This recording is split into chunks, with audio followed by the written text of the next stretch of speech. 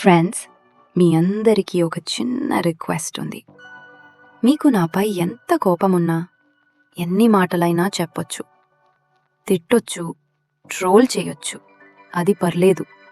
కానీ ఒక చిన్న మనవి, దయచేసి మీలో మీరు దూషించుకోవద్దు. ఒకరిపై ఒకరు పడి తిట్టుకుంటే నేను ఆ కామెంట్స్ హైడ్ చేస్తాను. ఏదైనా విషయంపై మాట్లాడండి, అర్థపూర్వకంగా ఆలోచించండి, కానీ ఎవ్వరినీ ఇన్సల్ట్ చేయకండి. ఎందుకంటే మనం ఇక్కడ డిస్కషన్ కోసం ఉన్నాం, డిస్ట్రాక్షన్ కోసం కాదు.